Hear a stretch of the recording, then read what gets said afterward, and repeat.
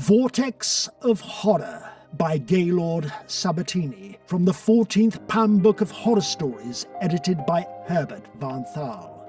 Narrated by Chris Harvey.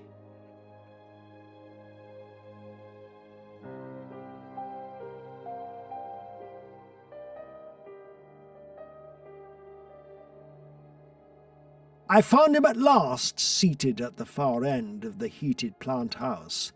A small man with white hair and bloodless features.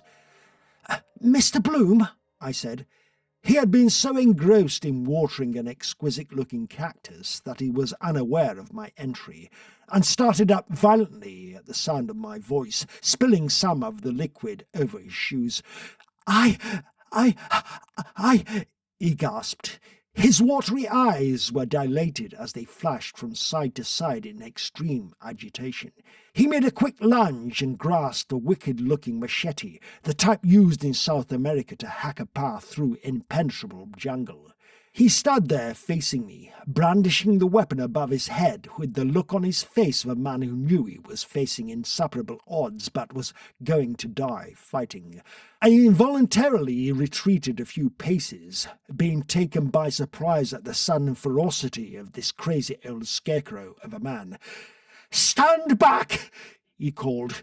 His voice was high-pitched and strident with an edge of panic. "Stay back! You'll never take it from me!" I realized at that moment that it was the huge cactus that he was trying to protect, taking me for a thief. "Mr. Bloom," I said, please calm yourself. I haven't come to steal your plant. I am a reporter from Gardening Pride. I've come to interview you." He hesitated for a moment, then let the machete drop to the floor with a clatter. He sank down onto his knees by the beautiful plant, and I saw with surprise that he was crying. I came forward and laid my hand on his shoulder. "Mr. Bloom," I said softly, "it often helps to tell someone of your troubles." I stood there, feeling rather embarrassed to witness a grown man's collapse into a state of tears. My eyes could not help gravitating towards that succulent. Never in all my years in horticulture had I seen one of such breathtaking beauty. It was about 5 feet tall, with the main trunk and 2 branches coming out from its sides like arms, while the brilliant colours in the blooms presented a profusion of exotic splendour that defied all description. Its fantastic kaleidoscope of colour was superb, out of this world almost. I got the feeling that this plant was unique, but that there was also something not quite right about it. "I must tell someone or go mad," he said in a small, broken voice. He turned his head and looked at me. "How old do you think I am?" I was quite startled at the question, which did not seem to bear any relevance to our conversation. He looked to me about 70, but he had obviously been very ill, so he might have been only 65 or so. I did not see the point of the question, but decided to humour him. I said he looked about 60. 60, he sobbed, a look of torn anguish in his eyes. 60? Do I look 60? Do you know I am only 35 years old? A chilled feeling came over me. "I'm terribly sorry," I stammered. "I had no intention of..." He smiled for the first time through his tears, and some of the years fell away. "Oh, I know I look old," he said, "but I have a lot of worry." He looked at me again, and I did not know whether to smile and acknowledge the joke or not. He got up off his knees and turned towards the cactus again, laying a loving hand upon one of its fleshy limbs. He seemed to be trying to decide something of great importance to him. I saw his lips moving and heard a low mumble of sound, but could not catch any words.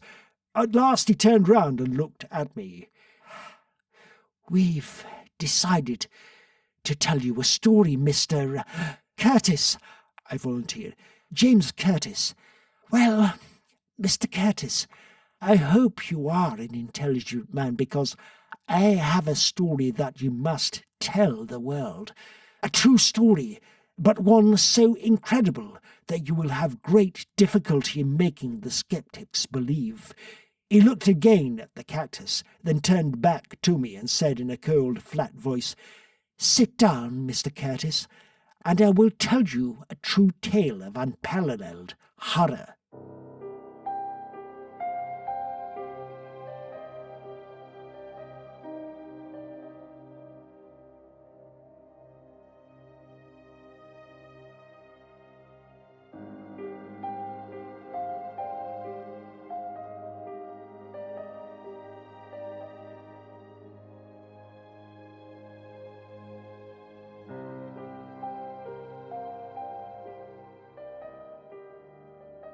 We were seated on iron chairs facing each other, and a table stood between us supporting our drinks of iced coconut milk. I felt quite dwarfed and insignificant, surrounded as I was by the huge tropical plants and shrubs, their large fleshy green leaves and fibrous linears dripping with moisture from the humid atmosphere. But in spite of the heat, I felt myself already, unaccountably, begin to shiver. "Do you believe in parallel worlds, Mr. Curtis?" He carried on before I could answer. "Just think of all the times in the past that we have reached a crucial point in history, a fork in the road, if you like. Which way to go? Left or right? The fate of the world could be entirely changed at that point. If the Germans had won the war, what then? If Napoleon had won the Battle of Waterloo? If Columbus had not discovered America?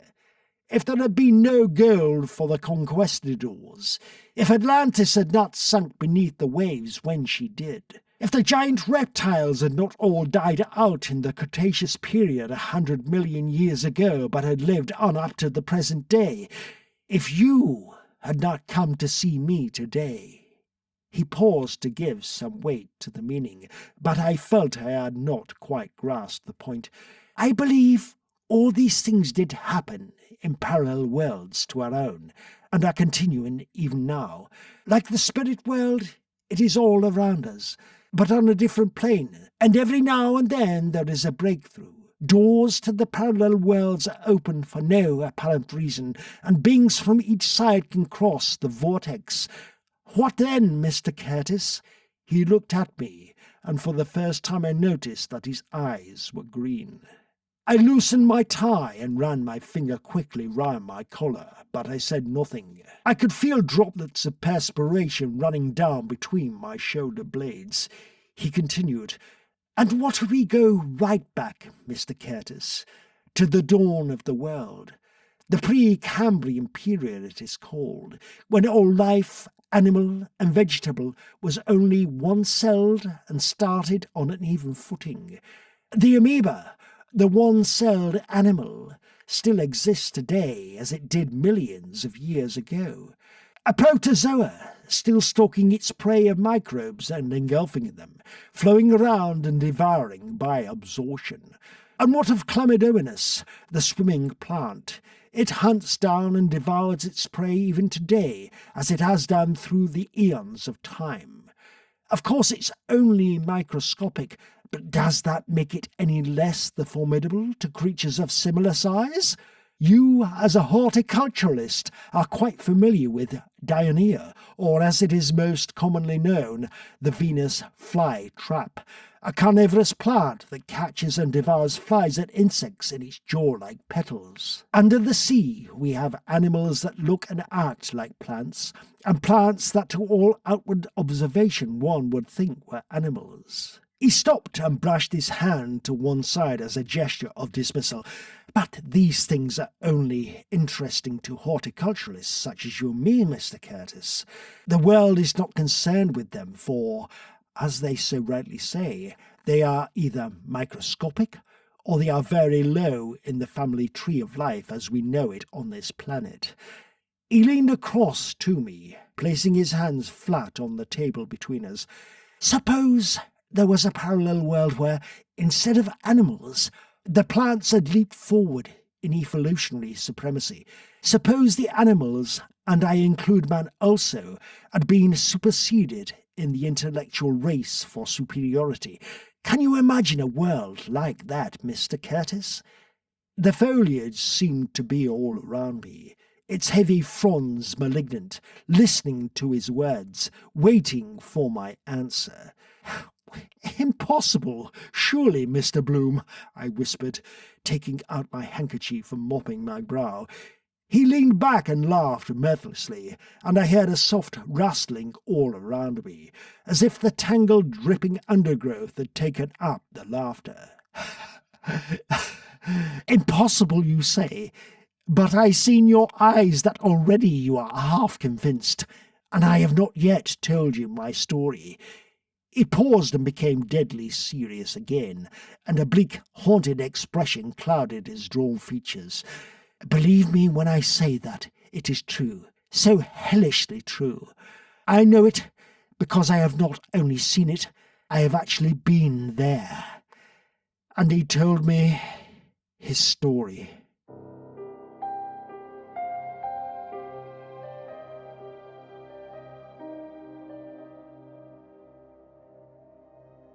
"2 years ago, I was a carefree bachelor of 33. My mother had died at my birth, and my father had passed away 20 years later. He had been a moderately wealthy man, and his entire fortune had been left to me. No strings, just use it as I wanted. Well, I chose to let it feed and clothe me while I spent all my energies in study. I loved study for its own sake. I wanted to cram my brain with all the facts about every plant in the world. I loved plants. In fact, I've always been more happy in the company of flora than of man. But I digress. 2 years ago, I was driving my Land Rover across the Kalahari Desert.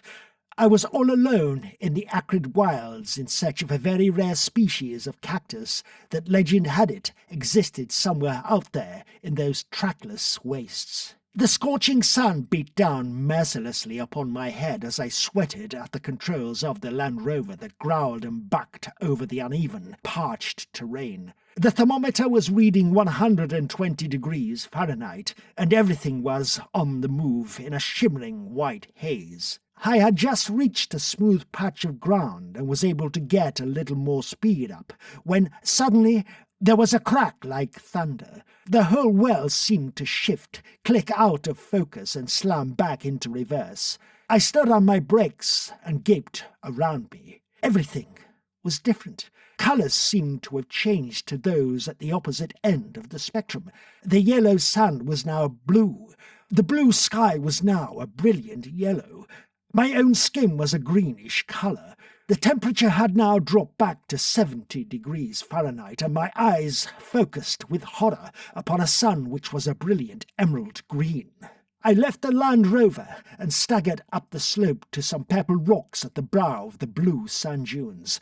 I was dreadfully afraid, and even more terrified of what I was going to see. For a long time I did not dare to look over the top. It was like one of those terrible dreams you get when your muscles won't respond. Biting my lip, I at last plucked up courage. Keeping my head low, I peered over the edge of the hill and gasped at the nightmarish scene that met my gaze. There was a large blue field below me, with stakes set out in neat, regular rows at 6-foot intervals. Tied to each stake was a completely naked human being. I rammed my fist into my dribbling mouth to stop myself from screaming. They were standing quite still and did not seem to be in any pain. My attention was attracted to a movement further down the line. At first I could not quite make out what I was seeing, and then realization hit me like a hot blast of air. My mind seemed to twist as if it were a sponge being wrung out. I looked down at the row of staked-out humans, and my eyes blared, refusing to register what I was seeing. I clamped my eyelids shut, the horror of it clawing at my brain. Then I looked again. There it was, a huge, shambling thing about 12 feet high, thick in the trunk, about 7 feet across at the base and tapering slightly towards the top, with dozens of long tentacle-like arms coming from all around its upper part. It reminded me vaguely of some giant tropical sea anemone. Each tentacle ended in a flattened, leaf-like appendage that appeared to be able to work like a hand. The thing was a dull red in colour, mottled with round black warts all over it, and as clearly as if someone had told me, I knew that this hideous apparition was a plant. At first I could not quite make out what was happening, but I think now that it was my brain that was refusing to let me comprehend the horror of it. I looked again, and I knew what the thing was doing, and my mind shrieked in terror. My brain seemed to be trying to tear itself out of my skull to get away from the dreadful sight. As this hell plant moved along the rows, I watched it untie a man, hold him up, and with quick strokes from one of its razor-sharp leaves, sever this wretched fellow's legs, arms, and head, as if it were topping rhubarb. The body was then held high. The entire top of the plant then opened up into a huge black cavernous mouth as it started to drink the blood that spouted out of the dismembered body. As the blood poured into its terrible maw, I saw it tremble all over in sheer delight at the feast. When the body was drained of blood, it was thrown to one side onto a heap of rotting corpses, and the thing moved on to the next person. Again I watched in cold dread, a repetition of the same awful happening.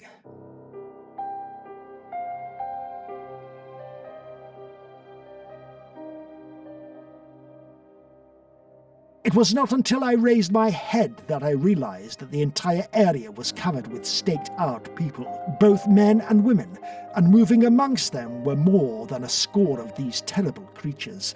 There must have been more than 1,000 people down in that valley of death, but I did not see one of them struggling with his bonds or even showing any sign of emotion at what was happening to his fellows. In fact, they all seemed to be completely indifferent to their fate. For several nerve-breaking hours I waited, witnessing the endless, grisly ritual. Their appetites seemed to be insatiable. My mind had become bemused, and I looked down at the scene thinking that no more horror could affect me. But as I watched these gruesome plants shuffling slowly along the lines, slaughtering and eating, I suddenly became aware of a commotion going on behind a small hillock. Some more of these devil plants seemed to be fighting each other. Suddenly they broke away, and about 10 of them made a dash for all the decapitated heads. There seemed to be a race as to which of them could collect the most. Then they sped quite swiftly around, throwing them up in the air and catching them again in one of their many tentacles. They were like children playing with a ball in this insane world. Their means of locomotion was not clear. They just seemed to flow over the ground. As I lay there, something made my hackles rise as I sensed imminent danger. I swung over, bunching my legs under me, and sprang to my feet, just in time to dodge a hacking blow that had been meant for the back of my head. I was prepared somehow for the blow, but not for what I saw. It was a man. A brutish, naked man with long hair and pointed teeth stood facing me. In his hand he held a tube, and he kept trying to indicate that he wanted to stick it into me so that he could drink my blood. He kept coming forward, making little squeaking noises and thrusting that damned tube at me. His countenance had a look of perplexity upon it. He could not understand why I would not let him drink my blood. He was not angry, just mystified. He kept coming at me with little futile lunges, and I could not make him stop. At last, I picked up a rock and hurled it at him. He did not make any attempt to dodge. That was the awful part of it. He just stood there and let the rock hit him full force in the face with a sickening thud, and he went down as if he had been poleaxed. As I stood there, feeling sickened, another man and a woman appeared, each with a tube. I stood ready to do battle, but they made no attempt to attack me.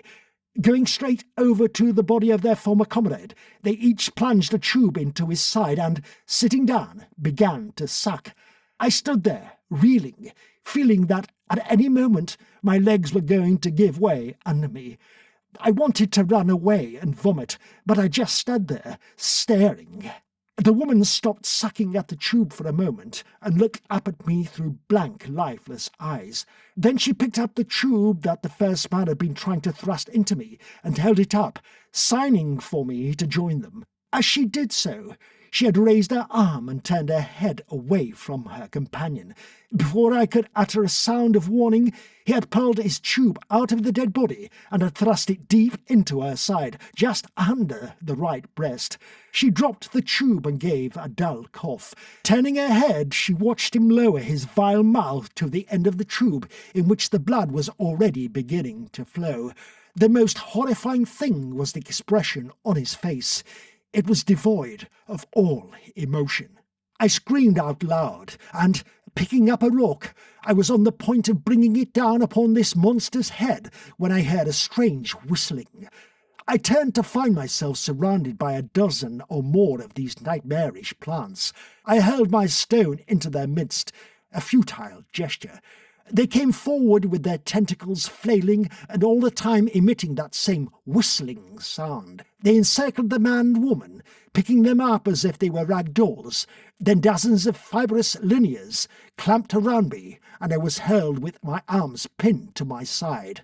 I watched with horror as one of the plants picked the man up by his long hair and, with quick stabbing movements, thrust one of its sharp leaves into the side of his neck and right down deep into his body. The man just hung there quite still, while this evil vegetable, in a series of thrusting movements, soared all around his neck. I saw one of the other tentacles wrap itself around his feet and pull, and I watched the head come away, still attached to and pulling with it, the gullet, lungs, heart and liver in one bloody mass. It was at this point that I fainted.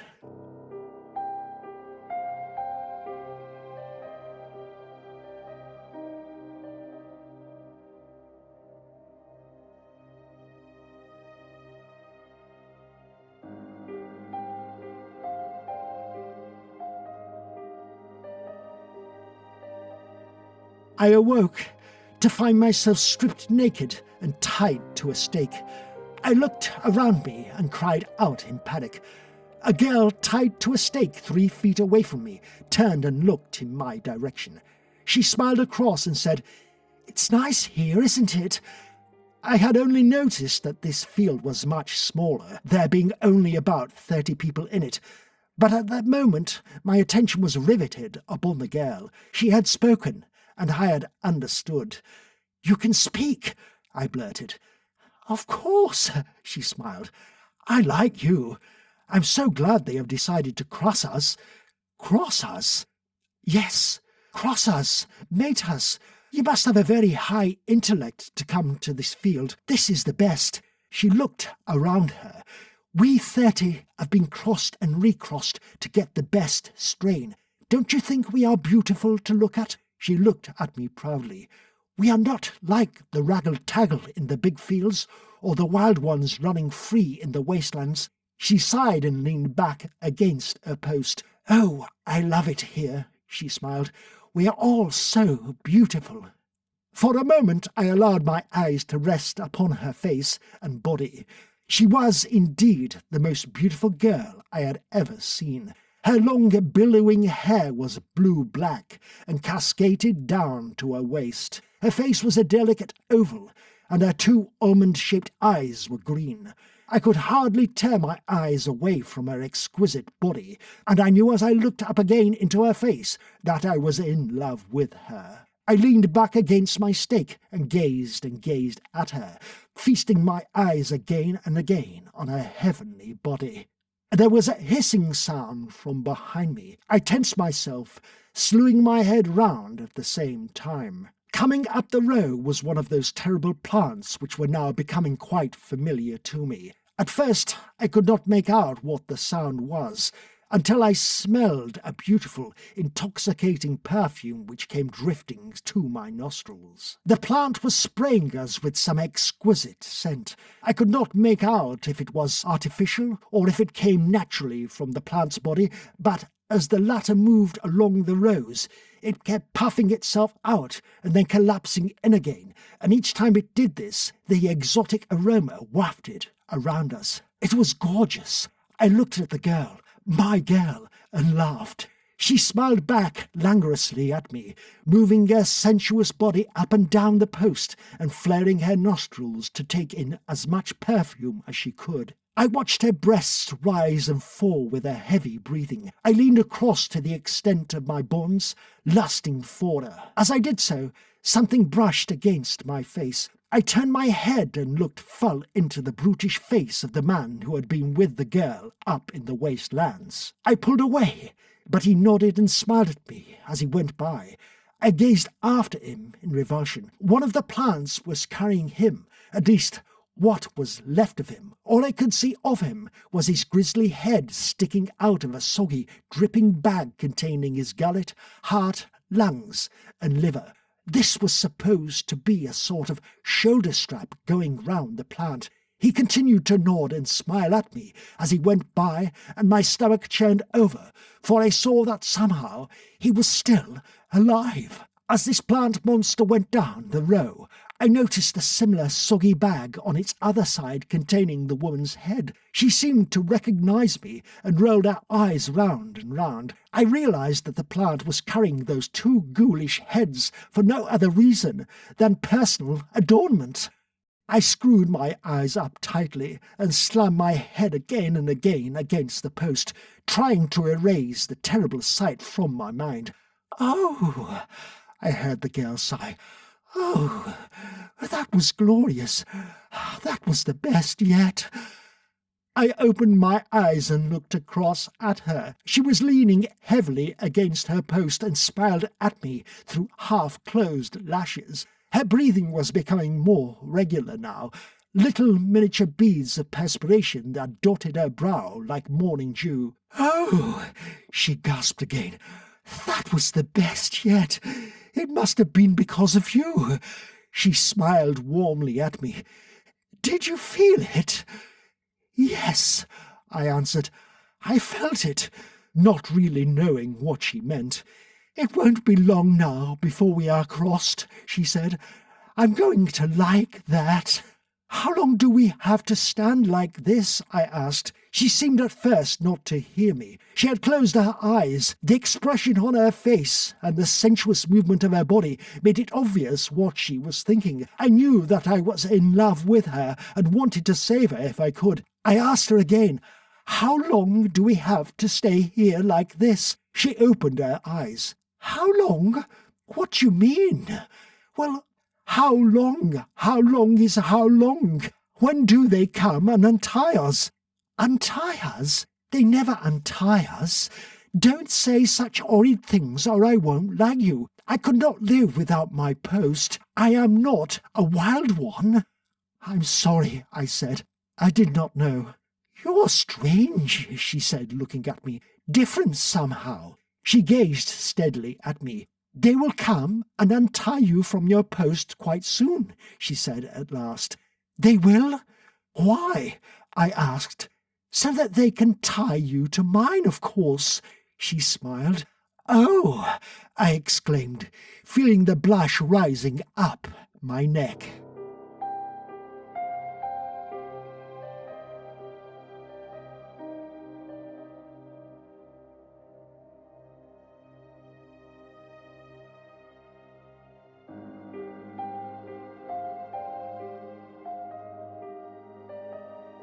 Some time passed, and then I thought I would try a new approach. "Would you like me to be tied to your post all the time?" I asked. "Oh, that's not possible," she answered, "but I would love it." I had no more time to follow up this tack. "Food!"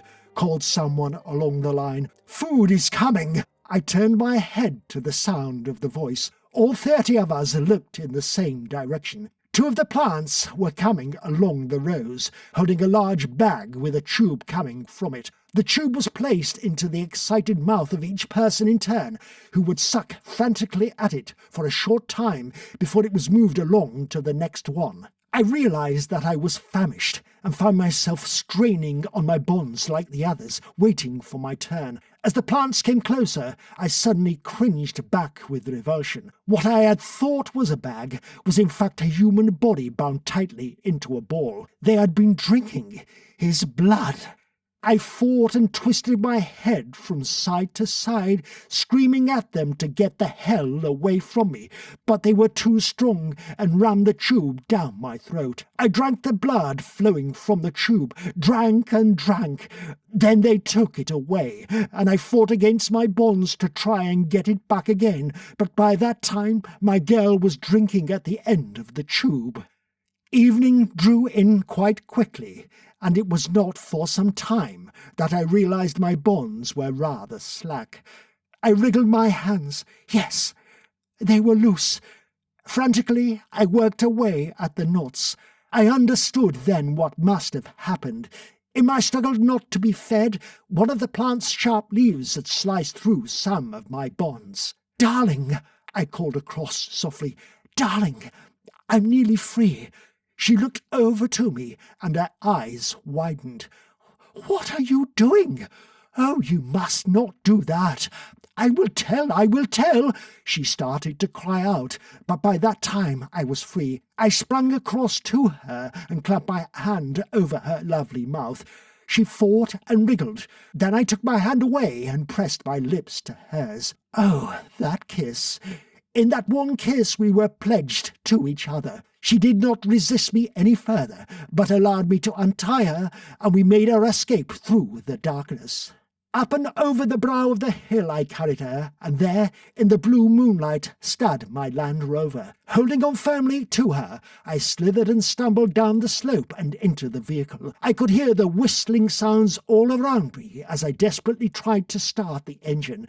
There seemed to be hardly any life left in the battery. The whistling sounds were getting closer and closer. At last, the engine fired. I smashed it into gear, let out the clutch, and we rocketed off to the sound of squealing tires. Suddenly, there was a loud crack like thunder, and everything seemed to shift out of focus, then slam back into reverse. We were through. We were safe.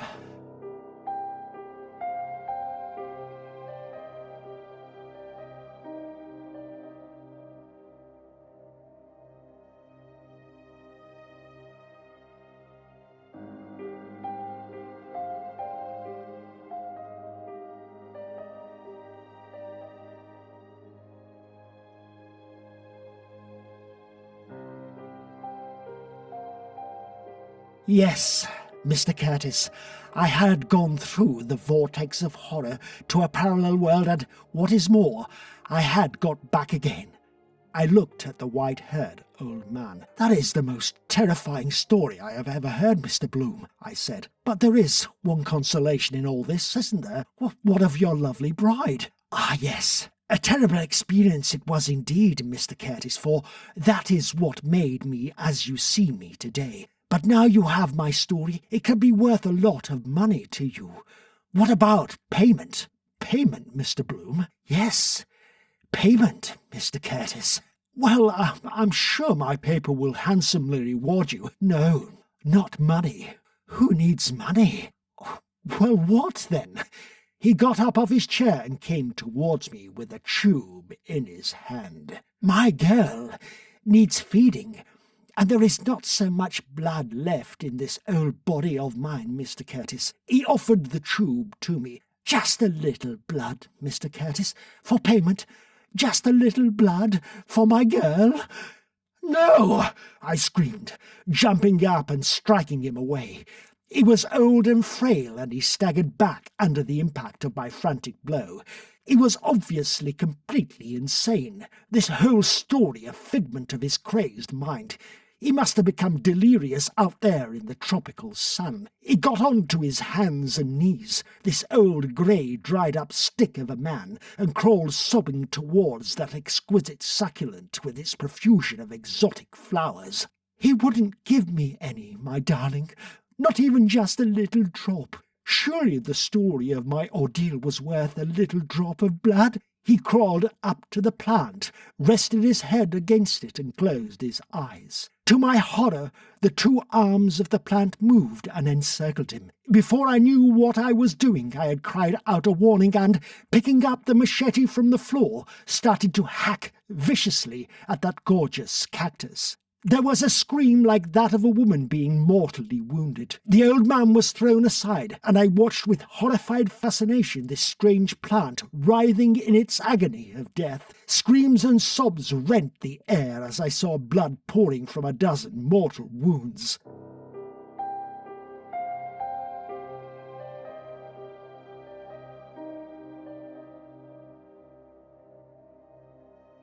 I seem to recall it all now, like a crazy, blurred dream. The writhing, bleeding cactus, the grasping gurgle from the old man staggering around, clutching at his heart and fighting for breath. My recollection is hazy of what really happened next, as if I were viewing it all through a distorting lens, clouded by swirling mist. I recollect dropping the machete and backing away from the dead man lying on his back with one hand clamped across his heart and the other stretched out in a vain attempt to reach the dying plant. My head was reeling with a strange vertigo. I remember rushing and stumbling from the house to my car, screaming all the time and driving like a maniac down the road. I recall hearing a crack like thunder and seeing the world shift out of focus and slam back again into reverse. I am looking up at an emerald green sun, and there is a strange whistling sound in my ears.